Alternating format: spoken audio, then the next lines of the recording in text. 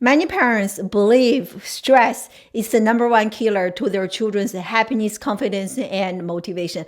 They think stress is the enemy. But you know what? Stress is not the enemy to children's happiness, confidence, and motivation, but misunderstood stress and unmanaged stress. This type of stress is the enemy to children's happiness, confidence, and motivation. And that is exactly what we're going to discuss in this video. I'm going to teach you 3 things that you don't know about stress. And I promise you, by the end of the video, at least one of the 3 things will give you a big aha regarding stress, regarding ways that you can help your children manage their level of stress so that they can feel more confident, more motivated, and happier overall. If this is, and please make sure you stay until the very end, because the 3rd thing I will teach you about stress is actually a very powerful and effective stress management framework that you can apply today to see immediate effect regarding helping your children manage their stress level. Okay? So if this is what you are interested in learning more about, keep on watching. So who am I to talk about this? My name is Dr. AI. I'm a former award-winning former college professor turned life coach. I specialize in serving teenagers and young adults, helping them overcome procrastination, overcome screen addiction, overcome self-doubt, help them reclaim and elevate their confidence, motivation, so that those young people can succeed in school and beyond, regardless of their current challenges in life. And so let's get started with today's topic. 3 things you do not know about stress. So the first thing I want to share with you is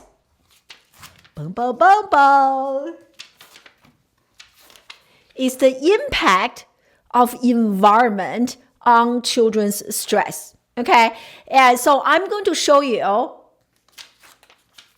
2 specific studies or body of research to prove this point to you. I think most parents have a surface understanding. Yes, the environment that my children are in is definitely going to affect my children's level of stress. And when I say children, I'm mostly talking about teenagers, young adults, high schoolers, middle schoolers, college students, and college graduates. Okay, that is kind of the category I'm referring to. So most parents know that, hey, the school my kid is attending is affecting my children's level of stress, and the family environment, the social environment, whatever the environment that my children are in, and the environment is affecting their level of stress. And I feel like most parents understand that, but do you know that level of understanding is quite superficial? Again, I'm not here to judge, but I'm here to inform and empower. So that's why I feel really excited to share 2 specific body of literature with you guys to teach you how exactly environment is influencing our children's level of stress. So the first one is, it's a huge body of literature that has been out there for quite a few decades, but I feel like many educators, parents do not know about this. And this is a body of literature on high achieving schools. Okay, so here I actually have an article, but if you Google high achieving schools, you are going to find tons of articles, research articles, mainstream publication interviews that talked about high achieving schools and students who attend high achieving schools and their mental health, how their level of mental health, confidence, motivation are being affected by high achieving schools. So here's one article as an example. I hope you can see it. I think you can. So this article is titled "The Toxic Consequence of Attending a High Achieving School." And this one is published in Psychology Today, verified I'm not going to share studies with you that are not verified, so you don't have to worry about that, okay? So verified, and the author for this article is called, his name is Dr. Peter Gray, also a doctor. I think he is a professor at Boston College, but I can be wrong. That was quite a few years ago. I actually had the great honor to interview Dr. Peter Gray. Here, let me show you closer. Yeah, that's him. I interviewed him on my podcast quite a few years ago regarding this body of literature, the toxic consequences of attending a high-achieving school. And I will share the link in the description box for those of you who are interested in checking this out. So what is a high-achieving school? A high-achieving school is defined as a school where students they score really high on standardized exams, and a high percentage of them will actually go to prestigious colleges and universities like Ivy League school, okay? But school doesn't have to be considered a high-achieving school if they don't have any kid who attend like Ivy League school. Ivy or not is not the determining factor for a high-achieving school. So most high-achieving schools are kind of like private schools, and there can be some public schools, but their curriculum is very robust, academically rigorous, and most kids attending those schools, they really want to do really well. They want to earn lots of A's. They're very academically driven, curriculum, extracurricular, robust, and enriching, very intense, like overall good school. I feel like this is the type of school that many parents want to send their children to. So what is so bad about this? So much research. Again, I will also link the article in the description box. So please pay close attention to what I'm about to share with you, okay? So extensive body of research has shown children, young people who attend high-achieving schools, they have the same level of mental health challenges as children whose parents are in poverty, in prison, and those as the same level of kids in foster care. So let me repeat, because this is important. When I just discovered this body of research, I couldn't believe my eyes. So children who attend high-achieving schools, their level of mental health is as challenging, as bad as kids whose parents are in poverty, foster care, and prison. Okay, again, there's no judgment. There's absolutely no judgment. I'm simply stating the research here. Right? So how come those two groups of students who seem to be in almost like parallel universe, how can they have the same type of mental health challenges? I will share a quick story with you. Myself, I attended a high achieving school when I was a high school student.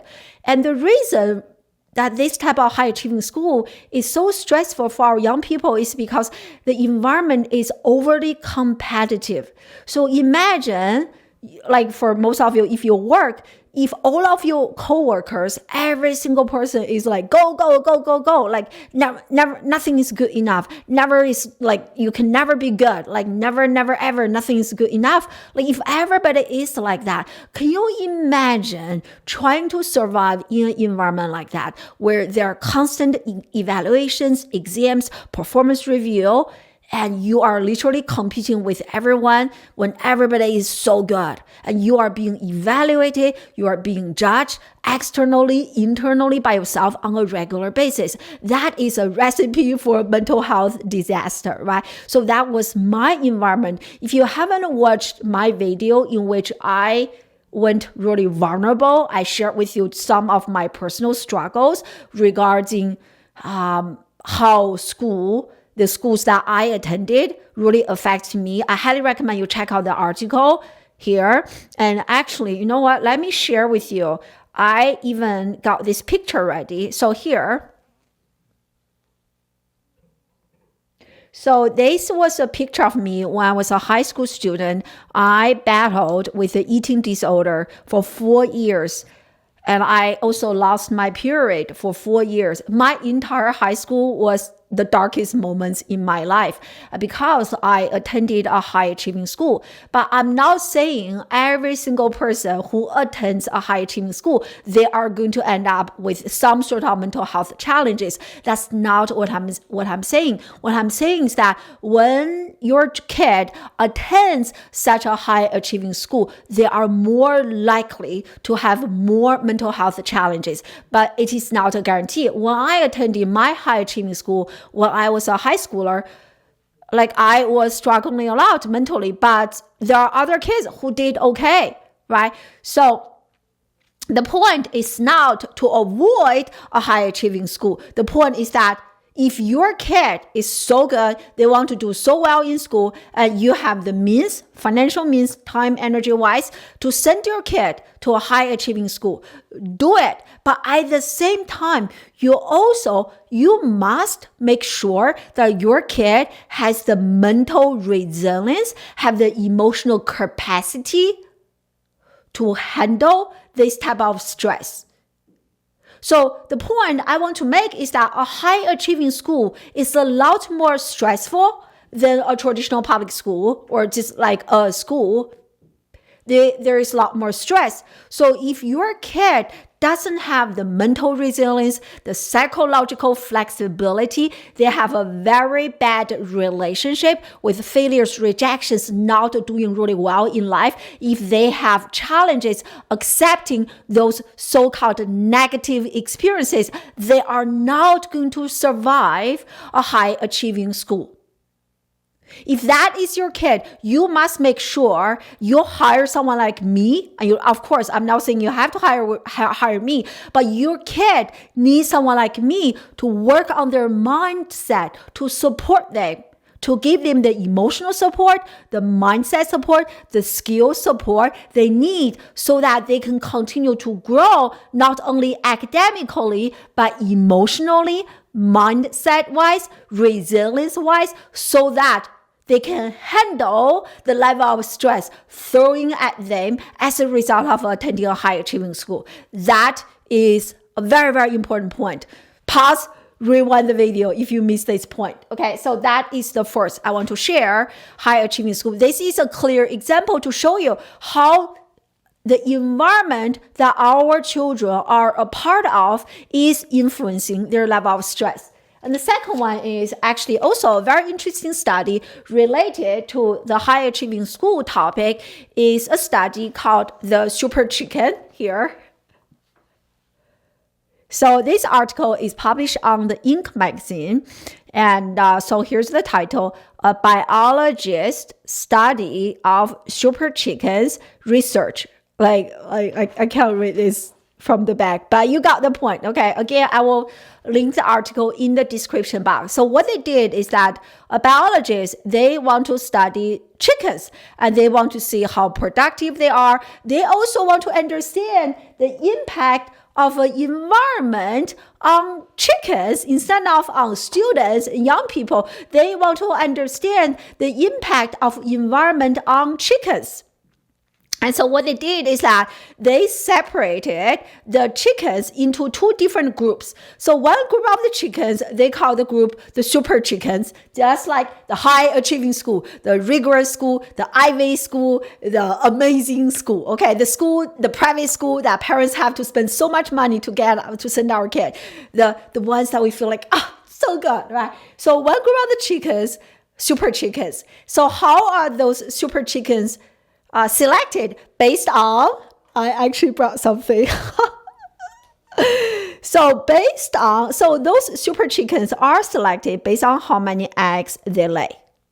Okay, so that is their reproductivity. If they are laying more eggs, that means they are being more productive than the other group. So the other groups of chickens is called the average. And then in contrast to the average, you have the super chickens. They're laying more eggs, they're stronger, they're healthier, they're just like better, okay? So here is this study. Oh my, it's just like so shocking. You will be like, please, if you are shocked by what you are about to hear, can you please leave me a comment, value, or whatever you want to say, or shocked. so that I know I'm not the only one feeling this way. So they follow those chickens for 6 generations.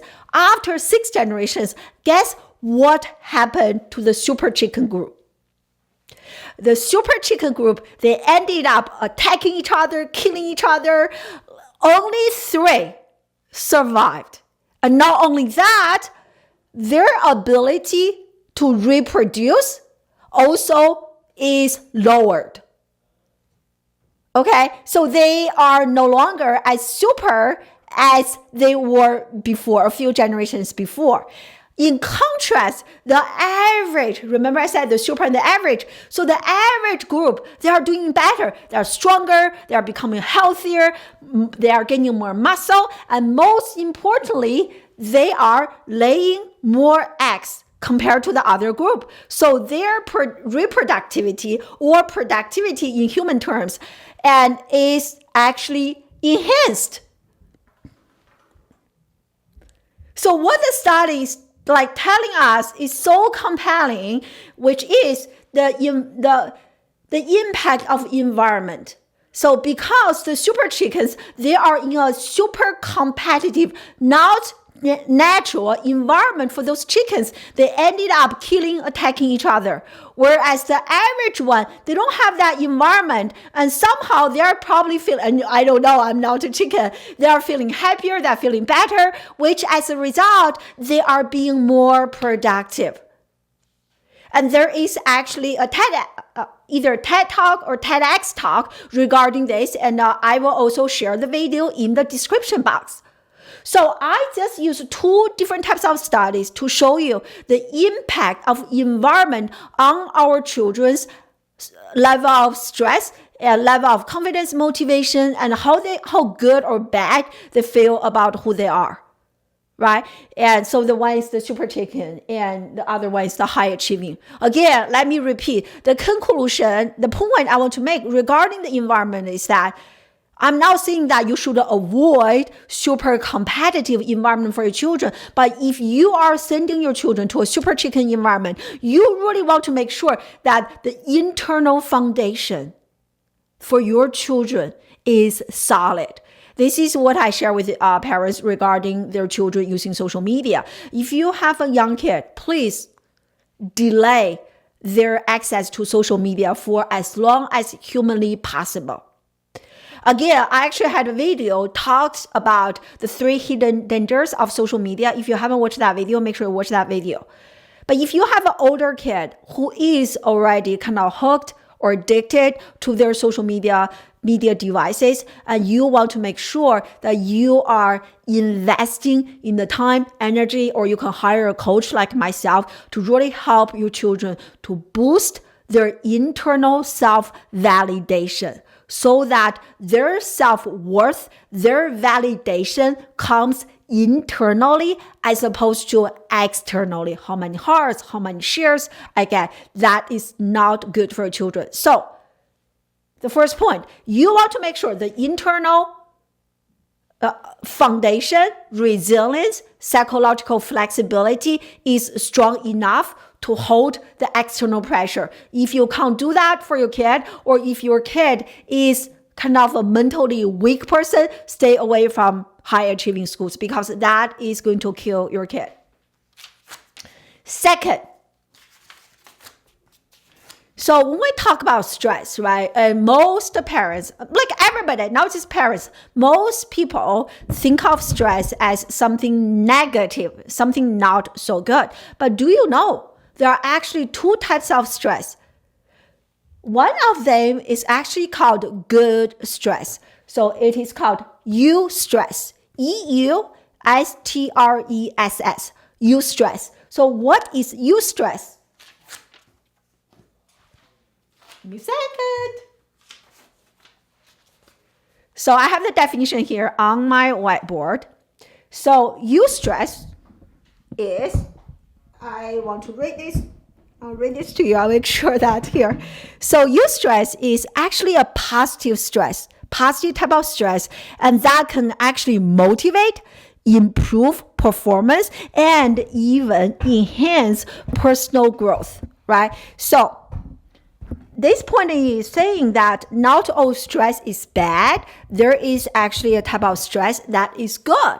And so you don't want to, as parents, as much as we love our children, we don't want to get rid of all the stress from our children's lives. That is not good either, because they will need a level of stress, positive stress, to feel motivated, to improve their performance, to have a sense of internal drive to improve a current situation, like me, right?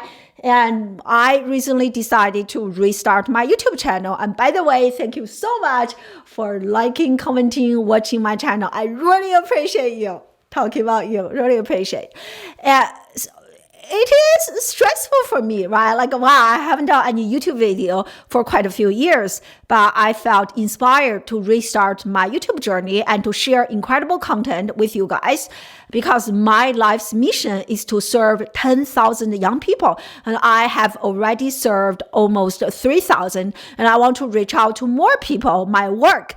And you can tell I'm passionate about my work, and YouTube is a great vehicle for me to deliver my content to a way larger audience. So I feel a lot inspired recently to do this.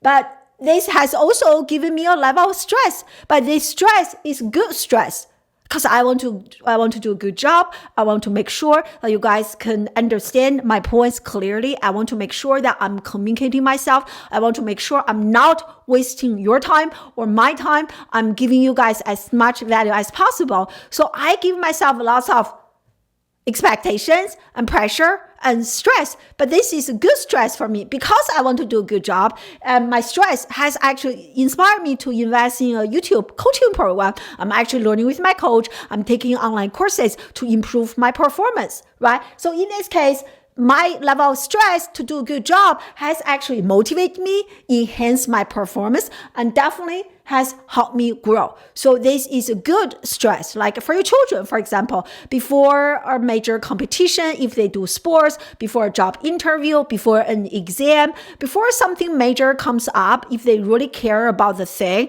and they are going to feel a sense of stress. And that is okay. This type of stress can actually boost and enhance their motivation, performance, and overall personal growth. Okay, and I'll give you a quick story. So I think it was last Friday, there is a mom and who reached out to me and who wanted me to help their kid. Great mom, great dad, also a good kid. So in my coaching program, I mostly do one-on-one coaching, but I actually interview every young person before they join my coaching program, because I really care about my work. I really care about my success rate. So far, all the kids join me, that I'm able to help them. And so to do that, I want to make sure that I can help you. So I actually interview every single person when they want to work with me. So I interview this young man who recently graduated from college. And so as he and I were having our conversation, when I asked him, hey, how did you feel about your current state of life?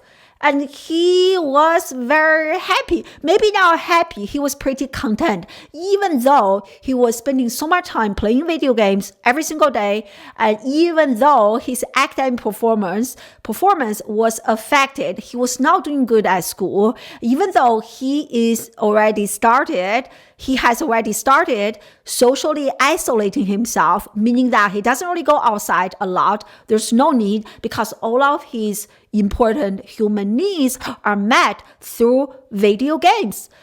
Which again, research has shown for young person who spend so much time online, they will become increasingly disengaged from real life, because there's no need for me to engage in real life. My online life is a lot more exciting. So he has all of that. But even with all of those conditions, when I asked him, how do you feel about your life? He was like, I'm okay. There was no stress.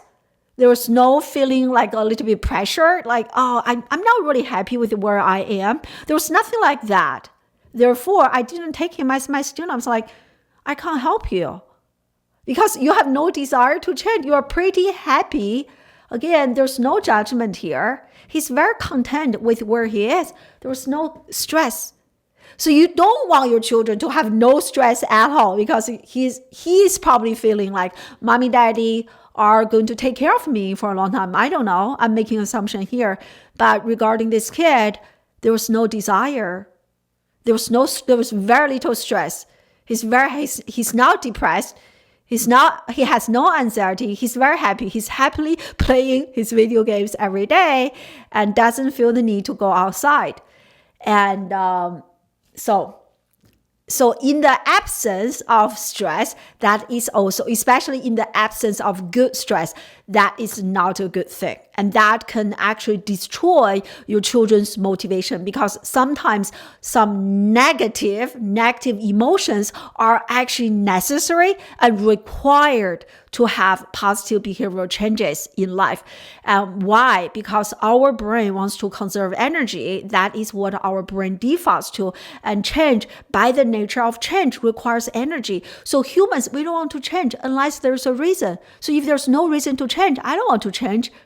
There's no stress. I'm not stressed. I'm not stressed out. Why do I want to change? So that is the second. Good stress. Eustress can actually enhance, boost performance. Last but not least, this is the framework. So make sure you stay until the end so that you can learn, be informed and empowered by this stress management framework that you can apply to your own parenting right now. So here it is. And interestingly, this framework, actually the name of the framework, it is called N.U.T.S, N.U.T.S, by Dr. Sonia Lupien.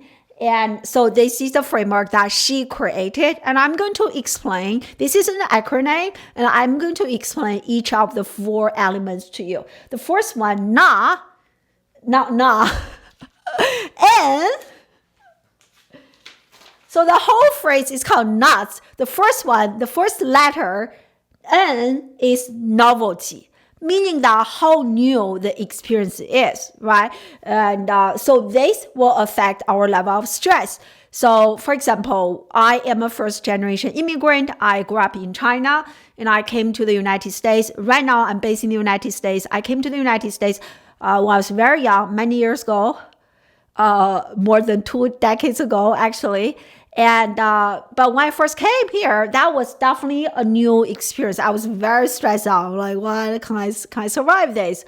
Right? When I did my dissertation defense, that was my very first time. After I finished my PhD, I had to do a big dissertation defense regarding my dissertation, which was 500 plus pages. I was very nervous because that was my very first PhD. I only have one PhD. The only other defense I did was for my master's degree, but it was nothing like a PhD. So I was very stressed. The very first time I learned a few years ago, and I did my TEDx talk, and that was very stressful. And also the first time I was interviewed by Glamour magazine, I was very stressful. Like, that was the first time I had a whole TV crew following me for the whole day to record me, follow me. It was a very novel experience. So my stress level was pretty high. The first time when I was a college professor, the first time I taught a class, 300 students, that was very stressful, right? So if the first time, whatever your kid is doing, if this is the first time they do this, they are supposed to have a level of stress, and that is okay. And the second, U stands for unpredictability. The more unpredictable something is, the higher levels of stress that a person is going to experience. I feel like almost the examples I just gave you can be applied to this context, right? When I first came to America, when I was very, very young, and it was a very unpredictable journey. Plus, at that time, more than 2 decades ago, the internet, it was not as good as today. We know literally what is happening everywhere. But back then, information didn't flow as freely as today. So I really had no idea how my study about journey was going to unfold. So there was lots of unpredictability. So was my master degree journey, my PhD, all of the factors I just mentioned, the examples I just give you guys can be applied here. If for your children, this is the first time they they do a competition, they do a public presentation, whatever. And if there's an element of unpredictability, they are likely to feel a high level of stress. Third one is threat to ego. If the experience is going to make your kid feels like, oh wow, my intelligence is questioned, my competence is questioned, that is going to be considered like threatening to their ego, to our ego. And as a result of that, because we don't want to look stupid in front of other people, we want to look like a smart person. We want other people to perceive us as we cannot know what we're talking about. Right? Like as an authority, as a smart, capable person, especially for teenagers and young adults, right? Peer perception really matters a lot. And so they don't want this part to be affected. But if the activity they are about to participate in is going to threat their ego, they are going to experience a high level of stress. Last but not least is sense of control. And can I control the outcome? Do you feel like you have, I can like for me, right? When I do YouTube video, my sense of control is pretty high. Even though this is a relatively newer experience to me, my sense of control is pretty good because this is not a live TEDx talk or TED talk. This was not a live interview. I know if I mess up, I could pause the recording, restart again. So I feel like my sense of control is 100%. So in this regard, this factor doesn't really give me any stress, right? However, for your kid, if they are going through an exam, SAT, whatever exams they are doing, and especially for open-ended questions, they may feel like, oh, I cannot really control how my person, the evaluator is going to respond. Job interview, I don't know what question they are going to ask me. I don't know how they are going to perceive me. And you don't feel like you have as much control as you have compared to my YouTube situation. So in situations like that, you feel more stressful because of your perceived little to no control over the situation. So this is a N.U.T.S framework, and this is something that you can apply today. What you can do is that, as you can see from the marks here, and if you want to help your children lower their level of stress regarding an activity, this is what I do with my students all the time. Let's look at novelty. Can we reduce the level of novelty? Can we reduce the level of unpredictability? Can we reduce threat to ego? And can we enhance sense of control? So this is a process I do with my students all the time. To give you an example, recently one of my students, right now at the time of the recording, many of my students are wrapping up the semester, going through lots of midterm exams, final exams, and exams is a big stress trigger. And so novelty, right? Exam is a big stress trigger, but it is also something that young people does not do every day. If this is something you do every day, novelty score will be very, very low. Therefore, it doesn't really trigger a high level of stress. So I have one student, every time when she studies at home, she always listens to music. Maybe your kid is the same. But when you are doing an exam, there's no music, there's nothing in the background. So if your kid is used to studying, doing their exams, practice at home while listening to music, when they actually sit in the classroom going through a real exam, the real exam is going to be such a novel experience to your kid. So what I help the students do at home is that, hey, can we create a similar environment at home so that when you actually go to the classroom, the experience doesn't feel so novel to you? So one thing we did is that I told her you should not listen to music when you are doing practice exams at home, because in the real exam room, there's no music in your ears, there's no music in the background. So you want the at-home experience and the real exam experience be as similar as possible so that you can reduce the novelty score. Okay, I give you that. I hope I explain this really well. And this is a process I go through with all the students in my program. It works really well. Can be relationship challenges. We figure out ways to reduce the level of novelty, unpredictability, threat to ego, and enhance their level of control based on the specific situation. Very powerful framework. So now you learned. Okay. So to summarize, in today's video, we discussed I share with you 3 factors that you don't know about stress. So the first one is how environment is impacting our children's stress level. And I share 2 body of research with you and high achieving schools. And the second one is the Superchicken. The second one is that understand there's a good stress, there's a bad stress. You don't want your children to have no stress at all. If they have no stress at all, they will have no motivation to do anything to change their lives, because change requires effort, change takes energy. Our brain defaults to not changing at all. Our brain defaults to maintaining the status quo. So every time when you want to leave the status quo, and there has to be a reason, there has to be some sort of pressure so that your brain feel like, wow, I'm not happy with where I am, and there's a reason for me to change. Last but not least, you learn this N.U.T.S framework that you can apply right now at home and to help your children manage their level of stress. And I hope you really enjoy this video, and please make sure to check out some of the other videos that I mentioned.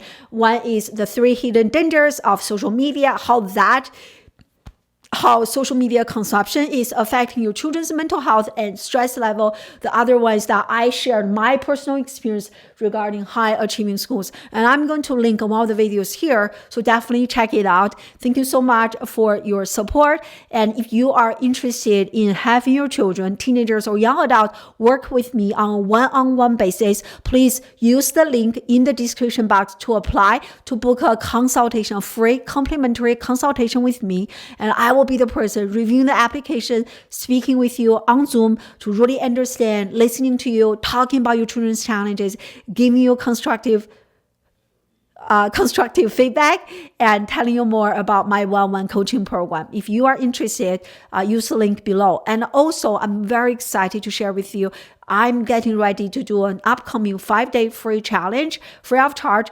In the 5-day challenge, I'm going to dive a lot deeper on some of the topics that I mentioned on my YouTube channel, but don't really have the time to go that deep. If you're interested in spending more time with me, attending the live 5-day challenge, I also have the link in the description box. Check it out. I'd love to see you on Zoom, like answering some of your questions and just like hang out more. Thank you so much for your support. I truly appreciate you. If there are things that you want me to talk about, please share them in the comment section. I'll see you in the next video. Bye.